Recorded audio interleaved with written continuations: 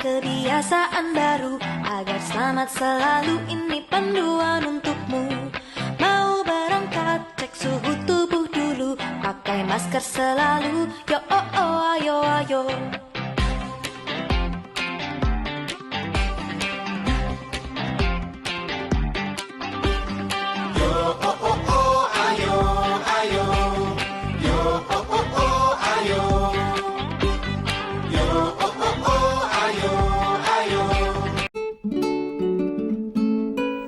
Shalom, perkenalkan nama Ibu Iyas sebagai guru agama Katolik di SMP Negeri 28 Pontianak.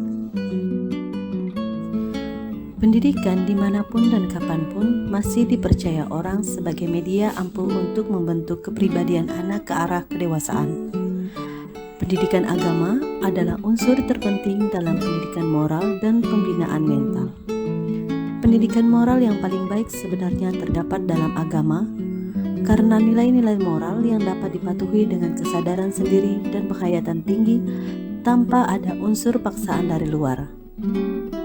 Datangnya dari keyakinan beragama, karenanya keyakinan itu harus dipupuk dan ditanamkan sedari kecil sehingga menjadi bagian tidak terpisahkan dari kepribadian anak sampai ia dewasa.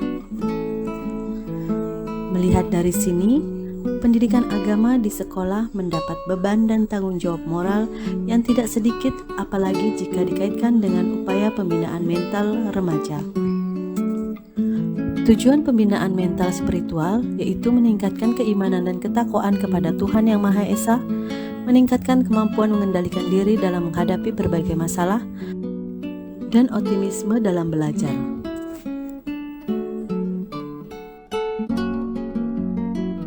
Seperti yang tertulis pada Alkitab Amsal pasal 1 ayat 7. Takut akan Tuhan adalah permulaan pengetahuan, tetapi orang bodoh menghina hikmat dan didikan. Dalam ajaran agama Katolik menyangkut soal iman, termasuk pendidikan iman dan moral, namun bukan pendidikan ilmu pengetahuan atau sains. Mengingat iman adalah sesuatu yang berkaitan dengan kehidupan kekal, sedangkan sains lebih menyangkut pada kehidupan di dunia ini. Tentang pendidikan iman anak inilah tugas utama para orang tua. Barang siapa mendidik anaknya dengan tertib akan beruntung karenanya, dan di kalangan para kenalan boleh membanggakannya. Kembali pada sosok guru agama sebagai tauladan dan sumber konsentrasi remaja yang menjadi peserta didiknya. Melihat dari sini, kita melihat dari Yesus Kristus. Ia datang sebagai seorang guru yang diutus Allah.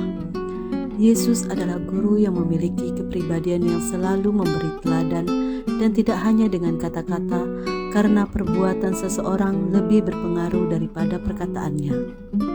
Tentang pendidikan iman, Katekimus Gereja Katolik mengajarkan, 1. Orang tua adalah pendidik yang pertama dan terpenting. 2. Kerjasama orang tua yang tekun dalam pendidikan anak-anak. Hubungan keluarga menghasilkan suatu kedekatan timbal balik menyangkut perasaan, kecenderungan, dan minat, terutama kalau anggota-anggotanya saling menghormati.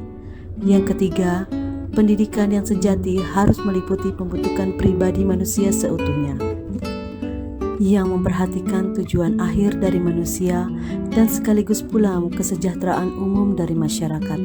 Maka anak-anak dan kaum muda hendaklah dibina sedemikian sehingga dapat mengembangkan bakat-bakat fisik, moral, dan intelektual mereka secara harmonis, agar mereka memperoleh rasa tanggung jawab yang lebih sempurna dan dapat menggunakan kebebasan mereka dengan benar, dan terbina pula untuk berperan serta secara aktif dalam kehidupan sosial. Seorang guru agama harus bisa menanamkan keyakinan bahwa apa-apa yang ia sampaikan bukan demi kepentingan sekolah atau kepentingan guru agama, melainkan demi kepentingan remaja itu sendiri. Setelah melihat pentingnya dan juga manfaat pendidikan iman yang bisa diperoleh, maka dari itu setiap jenjang sekolah yang ada di Indonesia menjadikan pendidikan iman diarahkan pada karakter sebagai salah satu strong point atau pilar kekuatan sekolah. sistem pengajaran yang lebih menitik beratkan pada penghayatan dan kesadaran dari dalam diri.